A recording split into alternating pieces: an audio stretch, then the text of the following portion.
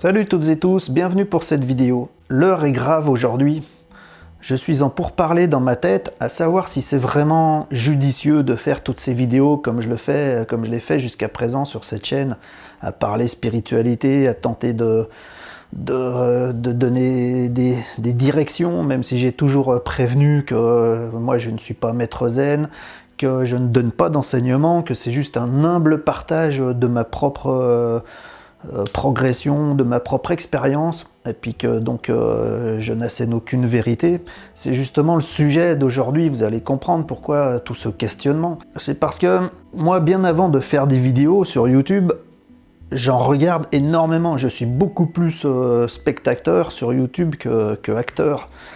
Et je regarde notamment énormément de choses dans tout le domaine spirituel, mais vraiment au sens large. Je vais chercher de l'info un peu partout, avec beaucoup d'ouverture, du discernement, comme je l'ai toujours préconisé. Il faut allier les deux, ouverture et discernement. Comme j'ai une vraie soif, une vraie bodaïshin, bah, je vais toujours chercher de l'info de plus en plus profonde dans le domaine spirituel, puis que j'essaye de vérifier dans ma propre expérience, de mettre en application. Mais je me rends compte, parce que là on a la chance, avec Internet qui n'existe depuis pas si longtemps que ça, on a tendance à l'oublier, mais moi j'ai connu les tout débuts d'Internet, c'est vraiment pas vu Internet. Et le gros avantage avec l'explosion d'Internet, c'est que l'information est beaucoup plus accessible, en beaucoup plus grande quantité, elle va beaucoup plus vite, beaucoup plus diffuse, on a accès à une myriade d'informations extrêmement rapidement de nos jours qu'il n'y a pas 50 ans de ça, c'était beaucoup plus difficile d'avoir accès à toute cette information. Il n'y avait pas cet internet aussi rapide, aussi puissant comme aujourd'hui. Mais ça a le revers de la médaille, c'est que, ok, il y a beaucoup d'infos, mais il faut trier toutes ces infos après. Il y en a énormément de ces infos. Et moi, je me rends compte, en regardant toutes ces vidéos, parce que je vous dis, j'en ai regardé, mais un paquet. Je me rends compte que finalement, ça amène nulle part concrètement, dans le sens où même si ce sont des gens pertinents, la plupart du temps des gens connus qui ont écrit des bouquins, voire des best-sellers, des bouquins qui ont été publiés, qui ont été vendus à grande échelle, des gens qui ont pignon sur rue, qui font des conférences un peu partout dans le monde, même si ce sont des gens de référence, populaires, respectés, ben, je me rends compte, moi-même, dans ma propre expérience de YouTube, etc., que tout vient se contredire finalement, parce que vous pouvez très bien suivre quelqu'un d'extrêmement pertinent, qui a des arguments en béton, et qu'il vous explique des choses spirituelles qui tiennent la route, qui sont vraiment sensées, pertinentes, et puis qui vous informent, qui vous percutent, qui vous amènent des choses. Et puis, quelques temps plus tard, vous allez tomber sur quelqu'un que vous découvrez qui est tout aussi pertinent, qui a une superbe argumentation, mais qui est en train de vous raconter le contraire finalement. Et moi, c'est ce que je me rends compte à la longue. Finalement, je crois que je suis en train de m'épuiser dans toute cette recherche spirituelle, parce que je me rends compte que, en allant vers des choses de plus en plus profondes, de plus en plus pointues, de plus en plus pertinentes, eh ben, en réalité, ça mène nulle part, dans le sens où que tout se contredit. Je suis des gens qui racontent des choses fantastiques, puis j'en suis d'autres qui racontent aussi des choses fantastiques, mais elles vont à l'encontre l'une de l'autre, avec autant de pertinence et avec autant d'argumentation qui tient la route, quoi. C'est-à-dire que voilà ma conclusion, moi, aujourd'hui, avec toute mon expérience spirituelle, ma recherche, ma démarche et tout, humblement, toujours, mais ma conclusion d'aujourd'hui, c'est que il n'existe aucune vérité nulle part, que personne ne peut détenir une vérité qu'on puisse enseigner, qu'on puisse transmettre, et puis qui soit utile de la même façon pour tout le monde. En fait, quand on chemine spirituellement, qu'on fait des expériences, qu'on progresse, voire qu'on s'éveille, sait-on jamais, on ne peut que transmettre notre expérience, mais il n'y a aucune vérité en soi, nulle part. Parce que on découvre, comme on l'a vu dans des vidéos précédentes, avec les sciences modernes, avec la mécanique quantique, plein de choses comme ça, on découvre que finalement, l'univers, il n'est pas aussi tangible qu'il en a l'air, il est sans doute beaucoup plus vaste qu'il en a l'air. On découvre avec la spiritualité et la physique quantique que finalement, il y a un champ de potentiel, mais d'une immensité insondable finalement, et qu'à l'intérieur de ça, tout peut se déployer, tous les potentiels, toutes les probabilités. Et moi, je préfère croire à cette vastitude illimitée, finalement, où il n'y a rien à trouver de spécial, puisque tout ce qu'on peut trouver, ce sera juste une projection d'expérience, une vérité du moment. Mais il n'y a pas de vérité absolue qu'on puisse trouver. Il n'y a pas de vérité absolue incontournable. Chacun vit dans son propre monde, dans son propre univers, dans sa propre expérience, avec ses propres vérités, avec ses propres certitudes, ses propres idées, ses propres concepts, ses propres expériences personnelles. Et à partir de là, il conçoit l'existence, il conçoit l'univers, il conçoit la vérité. Mais il n'y a pas de vérité absolue qui soit immuable pour tout le monde, partout, dans tous les mondes. On ne sait même pas combien il y a de mondes. On sait qu'on est dans cet univers, on considère qu'il y a, même scientifiquement, qu'il y a peut-être des univers parallèles. Au-delà de ça, spirituellement, on sait que même dans cet univers, il y a des dimensions parallèles avec des vibrations énergétiques différentes, qu'il y a des êtres tout autour de nous qui sont dans des mondes qui ont un taux vibratoire différent, c'est pour ça qu'ils sont dans des dimensions un peu différentes, mais un peu comme des poupées russes, tout incluses au même endroit. Et même avec ça, on sait scientifiquement, avec la théorie des cordes et tout, qu'il y a peut-être des univers parallèles et tout ça. Enfin, on peut comprendre que la source de toute chose, comme on peut le comprendre avec le bouddhisme zen, la vacuité, qui est source de toute chose, c'est un champ de potentiel. C'est ce qui explique la mécanique quantique aussi. C'est un champ de potentiel, de probabilité qui est complètement illimité au sens propre du terme. Une vastitude sans limite, sans nom, sans position. Et c'est de cette vastitude totalement illimitée, dans tous ces potentiels complètement illimités, que tout se déploie constamment, mais tout est possible. Et en fait, toutes les vérités sont possibles. Moi, j'en suis arrivé à ça aujourd'hui, c'est que pourquoi les gens se contredisent alors qu'ils donnent des enseignements pertinents, avec des arguments pertinents, et puis que c'est super intéressant, des gens qui ont pignon sur rue, qui sont même célèbres, qui font des conférences et tout, il y en a un qui est génial, et puis l'autre qui est génial aussi, il dit le contraire du premier, et vice-versa. Enfin, moi, c'est ce que je rencontre de plus en plus maintenant, à force de regarder des vidéos et des vidéos à n'en plus finir. Ça m'a épuisé de me rendre compte que finalement, personne n'a la vérité, mais chacun a plus ou moins la sienne, qu'il estime une vérité qui peut aider tout le monde. Mais en fait, chacun, ça part d'un bon sentiment, tout le monde a une bonne intention de transmettre pour aider. Moi, en fait, c'était la vocation de cette chaîne-là jusqu'à maintenant. Ça part d'une bonne intention. Mais en fait, personne ne peut vraiment aider personne, puisqu'il n'y a pas de vérité où que ce soit. La vastitude, le potentiel du champ quantique, de la vacuité, est tellement immense et illimité que tout est possible, toutes les vérités sont possibles, mais chaque vérité, elle est également impermanente, sans doute. Tout passe, tout est impermanent, tout est possible, rien ne peut être dogmatique. Donc en fait, je crois qu'il faut toujours en revenir à cette invitation du Sutra du cœur, à la fin du Sutra du cœur, ce fameux mantra finalement qui dit « Allez au-delà du par-delà sur l'autre rive, allez au-delà du par-delà ». Cette phrase, elle dit bien ce qu'elle veut dire, toujours, constamment, aller au-delà du par-delà. C'est-à-dire dès qu'une certitude commence à s'implanter, qu'on pense avoir découvert quelque chose et qui nous fait du bien, ça devient une certitude, une vérité en soi, et il faut encore aller au-delà du par-delà, toujours dépasser, parce que la seule vérité qui puisse exister en finalité, c'est de découvrir qu'il n'y a aucune vérité. Nulle part, jamais. Et ça revient à dire que tout est vérité tout le temps, partout.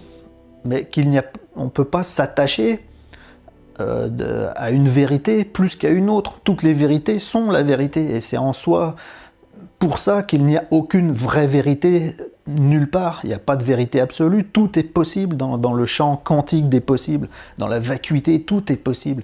Donc tout est vérité et en même temps rien n'est vérité, mais tout est potentiel, illimité, une expression illimitée, une abondance finalement, une abondance d'expérience, d'expression. Voilà, c'est ça l'au-delà du par-delà, c'est toujours lâcher prise, lâcher prise, lâcher prise, ne s'accrocher à rien. Comme l'eau, à chaque fois qu'elle rencontre des rochers, elle ne s'accroche pas, elle continue, elle est fluide, elle rencontre encore, et elle continue, elle est fluide. Et ben, c'est un peu ce comportement, ce lâcher prise, c'est un peu ce comportement, c'est l'au-delà du par-delà, du sutra du cœur. Ça revient donc à cette vacuité illimitée, s'abandonner dans cette vacuité où tout est possible, rien n'est la vérité, puisque tout peut être vérité, tout est vérité. Et donc, ça ne sert à rien de suivre des enseignements à droite à gauche, ils vont vous amener nulle part, ils ne vous amènent que dans l'expérience de l'autre, dans la vérité de l'autre. Mais si vous voulez découvrir la source profonde, la vérité totale qui est en vous, parce qu'il y en a une finalement, si on fait cette expérience d'existence ici et maintenant, dans la matière, dans l'énergie, c'est bien qu'il y a expérience, il y a conscience d'expérience, donc il y a bien une source, une impulsion à tout ça. Et ben, cette impulsion, elle est à l'intérieur de vous-même, puisque vous êtes un déploiement de cette impulsion. Votre monde est un déploiement de cette impulsion. Et c'est ça qu'il s'agit de retrouver, mais personne ne peut vous l'amener. Vous pouvez le trouver que par vous-même. Et quand vous l'aurez trouvé, c'est là qu'est la clé finale, c'est qu'il ne faudra surtout pas prendre ça pour une vérité, puisque autrement vous allez encore vouloir l'affirmer aux autres. Et c'est ce qu'on vient de voir tout au long de cette vidéo, que c'est totalement inutile, puisque ce sera que votre propre vérité. Et c'est la vastitude du champ quantique de la vacuité, elle est tellement immense qu'elle est incommensurable, insondable, et elle est incompréhensible par la nature humaine finalement, tellement elle est vaste. C'est l'au-delà du par-delà continuel. Et pour en finir, il y a un fameux koan qui ramène à ça, un koan très populaire dans le zen, qui dit ceci: « Quel était ton visage avant la naissance de tes parents ?» Ça c'est un koan. Je rappelle, le koan c'est une sorte d'énigme qui est censé nous frapper au cœur de l'esprit, mais qu'on ne peut absolument pas ni comprendre, ni résoudre, ni réaliser d'un point de vue intellectuel par le mental, par le moi, par l'identification au moi. C'est quelque chose justement qui va au-delà du moi et qui doit percuter à la source de l'esprit avant qu'il y ait identification. Et ce fameux koan qui dit donc: « Quel était ton visage avant la naissance de tes parents ?»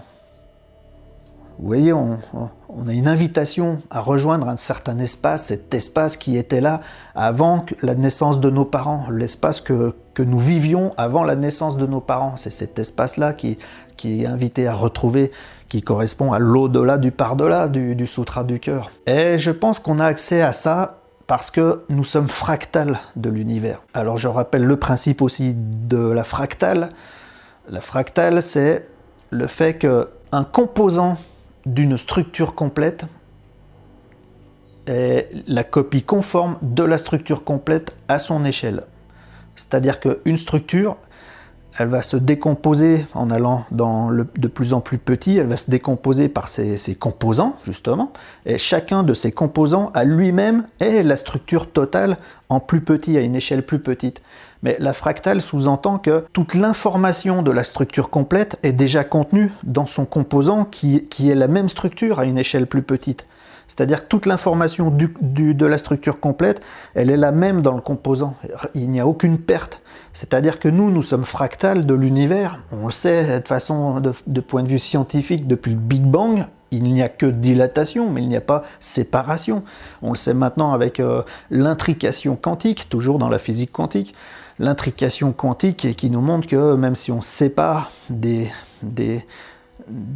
éléments de base de la matière, ils gardent une connexion, et que quand l'information change à un endroit, l'information est connue à l'autre endroit, même si on sépare des particules, si on change l'information d'une particule, l'information est instantanément connue sur l'autre particule. C'est l'intrication quantique qui montre qu'il y a une connexion.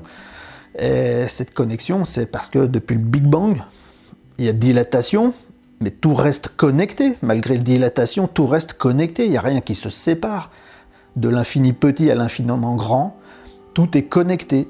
Et je pense que par cette fractale, nous sommes la connaissance totale de l'univers, puisque nous sommes composants de l'univers, mais tout en ayant la même structure finalement. Et ça, on le voit scientifiquement, c'est-à-dire nous sommes composés d'atomes, qui sont composés de plus petits éléments qui constituent l'atome, et ainsi de suite dans l'infiniment petit. Et si on va dans l'infiniment grand, c'est un petit peu le même principe dans l'univers, avec les galaxies, les étoiles, les astres qui tournent autour des étoiles. Enfin, voilà quoi. Tout est fractal, et je pense que par cette connaissance fractale, on peut avoir un retour à la vraie source de qui nous sommes, le grand soi, comme disent les spirituels en Inde, le grand soi. On peut retourner à cette source, ce que nous on appelle la nature de Bouddha, mais personne ne va vous la montrer, parce qu'il y en a un qui va vous dire que c'est comme ça, il a découvert ça, même il a écrit un bouquin génial, il va vous montrer que c'est comme ça. L'autre, il a écrit un bouquin qui est génial aussi, puis il va vous montrer exactement le contraire, parce que tout le monde est dans sa propre vérité. Et c'est vrai, puisque c'est fractal de toute l'information. Mais si on prend en considération l'intégralité de l'information, qui est vastitude illimitée, on se rend compte qu'il n'y a pas de vérité absolue, tangible, qu'on puisse prendre comme acquise. Tout est mouvement constant, tout est changeant. On dit même dans le spirituel que, soi-disant, ceux qui font canal, etc., ils disent qu'ils ont reçu l'information, comme quoi que dans des dimensions supérieures, les êtres, ils savent qu'il y a des dimensions encore supérieures, qui savent qu'il y a des dimensions encore supérieures, et qu'on n'a jamais fini de progresser. En fait, c'est infini. Tout est infini, mais infini, c'est pas au sens grandeur. Infini, c'est au sens potentiel, déploiement, possibilité. Infinité de possibilités. Donc, il n'y a pas de vérité à l'intérieur de ça. Donc moi, personnellement, j'en ai marre de suivre Pierre-Paul Jacques, aussi intéressant soit-il, parce qu'ils ne peuvent pas m'amener ce que je suis déjà. Alors moi, je veux retourner à ce que je suis déjà. Donc pour ça, je vais m'en tenir à aller au-delà du par-delà, à trouver quelle est ma vraie nature avant la naissance de mes parents. Donc pour ça, le zen, ça m'a suffi finalement. Et puis voilà, donc je sais pas si je vais continuer à faire des vidéos. Si je continue, ce sera toujours un petit peu dans cet esprit-là, mais surtout pas pour essayer d'amener de l'information ou d'essayer de transmettre quoi que ce soit. Ça, c'est complètement illusoire. C'était le message de cette vidéo. Mais ça m'a fait du bien de faire cette vidéo, puis je crois que ça m'a fait un bien énorme en profondeur de comprendre tout ça, quoi. Il y a une espèce de lâcher-prise, parce que s'il n'y a aucune vérité nulle part, tout est possible. Et dans ce tout est possible, je crois que là, on est dans notre vraie nature divine. L'au-delà du par-delà. C'est notre nature divine, un potentiel illimité de création, de déploiement de conscience. Et il suffit d'en rester là, de lâcher prise et de vivre sa vie de tous les jours en pleine conscience. De faire les petites choses de tous les jours en pleine conscience. Je crois que pendant notre incarnation ici sur Terre, ça suffit largement. On a tout notre temps, puisque le temps c'est une illusion finalement. On a tout notre temps, depuis avant la naissance de nos parents jusqu'à bien après la mort de nos petits-enfants. On a tout notre temps pour réaliser ce qui est à réaliser. Je suis content, il me semble que j'ai été assez complet dans le message que je voulais partager avec vous aujourd'hui. Je vous remercie en tout cas pleinement d'avoir suivi sans doute cette vidéo jusqu'au bout, mais d'être présent sur cette chaîne YouTube. Et puis voilà, humblement, nous ne faisons qu'un. J'espère ne pas vous avoir trompé jusqu'ici. En tout cas, avec moi, comme avec tous les autres, faites super gaffe, ne prenez rien pour argent comptant. Comme je vous le dis, je suis persuadé aujourd'hui qu'il n'y a aucune vérité nulle part. Moi, je n'en ai dit aucune. Si j'en ai dit, elles sont fausses, puisqu'il n'y a pas de vérité. Tout autant que même les gens les plus connus vous racontent que des erreurs. Parce qu'ils ne vous racontent que le passé, finalement. Ils ne vous racontent pas la réalité. La réalité, c'est c'est une puissance incommensurable de création, de déploiement, de potentiel qui permet absolument tout. Donc on va pas se faire chier avec des vérités. Voilà, c'était le message principal de cette vidéo. Et sûrement, j'espère, le principal de cette chaîne. Finalement, il a fallu plusieurs années pour en arriver là. C'est peut-être pas la fin, hein, puisque tout est changement, qu'il n'y a pas de vérité nulle part. Moi, je sais plus où j'en suis finalement, mais je suis soulagé. Sur ce, je vous laisse méditer sur tout ça. Merci beaucoup et faites attention à tout ce que vous trouvez comme information. C'est que pour vous aider subjectivement, mais ne vous accrochez à rien. Allez toujours au-delà du par-delà. Bye, merci.